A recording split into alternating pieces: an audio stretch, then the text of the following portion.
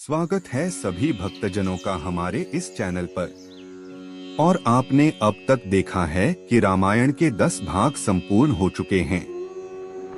अब हम सबसे रोमांचक और सबसे अहम भाग सुनेंगे इस 11वें भाग में, जिसका नाम है हनुमान तथा माता सीता का संवाद। शुरू करते हैं इस कहानी को। उससे पहले हमारे इस चैनल को सब्सक्राइब कर लो ताकि और भी रोमांचक कहानियां सुनने के लिए। तो अब ध्यान से सुनिएगा। 100 योजन की दूरी तय करने के बाद हनुमान जी लंका पहुंच जाते हैं। लंका पहुंचने के बाद हनुमान की पहली भेंट लंका के द्वार पर पहरेदार एक राक्षसी से होती है, जो कि स्वयं लंका नगरी होती है।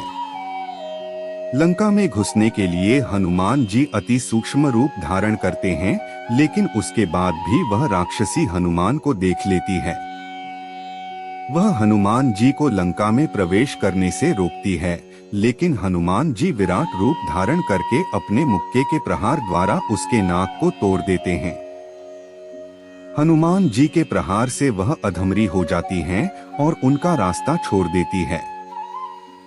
हनुमान जी दोबारा सूक्ष्म रूप धरकर नगर के फाटक के नीचे से लंका में प्रवेश कर जाते हैं और रात्रि के समय हवाई मार्ग से उड़ते हुए लंका के राजमहल में सीता माता की खोज करने लगते हैं। लंकापति रावण के कक्ष में हनुमान जी सूक्ष्म रूप धारण करके जाते हैं, जहां पर रावण की पत्नी का रानी मंदोदरी सो रही थी। उन्हें देखकर हनुमान जी सोचने लगते हैं, कहीं ये तो सीता माता नहीं। लेकिन फिर वह सोचते हैं कि हरण करके लाई गई सीता माता इस प्रकार महल में नहीं सो सकती। अगले ही दिन हनुमान जी रात्रि के समय सूक्ष्म रूप धारण करके लंका की अशोक वाटिका में पहुंच जाते हैं और एक पेड़ के ऊपर छुप कर देखने लगते हैं। तभी उन्हें लंका के राजा के आने की उद्घोषणा सुनाई देती है। लंका का राजा रावण अशोक वाटिका में आता है और अशोक वाटिका के बीचों बीच एक पेड़ के नीचे साधारण वस्त्रों में बैठी एक स्त्री नजर आती है, जिसके पास जाकर लंका का राजा रावण विवाह का प्रस्ताव रखता है। रावण की बातों से हनुमान जी को यह ज्ञात हो जाता है कि वह स्त्री ही सीता माता है, जिससे रावण विवाह का प्रस्ताव स्वीकारने के लिए कह रहा है। हनुमान जी कुछ समय तक रावण के जाने की प्रतीक्षा करते हैं तथा रावण का जाने के बाद हनुमान जी पेड़ पर बैठे बैठे ही श्री राम और सीता विवाह की कहानी कथा के रूप में गाने लगते हैं। लेकिन सीता जी को लगता है कि यह उनका कोई भ्रम है, इसलिए वह इस पर अधिक ध्यान नहीं देती। तब हनुमान जी श्री राम द्वारा निशानी के तौर पर दी गई मुद्रिका नीचे गिरा देते हैं, जिसे देखकर सीता जी को यह आभास होता है कि वाकई में कोई श्री राम का दूत उनका संदेशा लेकर आया है, क्योंकि यह वही मुद्रिका थी जो सीता जी ने स्वयं श्री राम को खेवट को देने के लिए दी थी। तब माता सीता पूछने लगते हैं कि कौन है जो उनके पति श्री राम का संदेश लेकर आया है, कृपया करके मेरे सामने आइए। तब हनुमान जी पेड़ से कूदकर नीचे आते हैं तथा सीता माता को प्रणाम करके कहते हैं कि हे माता, मैं प्रभु श्री राम का दूत हूँ। अपने सामने एक छोटे आकार के वानर को देखकर सीता जी को यह लगता है कि यह रावण की कोई चाल है, क्योंकि अगर श्री राम का कोई दूत होता तो वह मनुष्य रूप में होता। हनुमान जी के वानर रूप में होने के कारण सीता माता को भ्रम हो रहा था।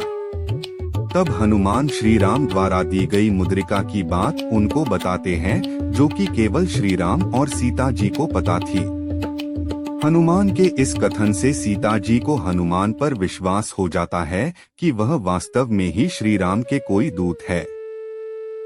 फिर वह हनुमान से अपने पति श्री राम और लक्ष्मण के कुशलता पूर्वक होने के बारे में पूछती है और कहती है कि वे कब मुझे इस रावण की कैद से मुक्त कराने के लिए आएंगे, क्या वह मुझे भूल गए हैं।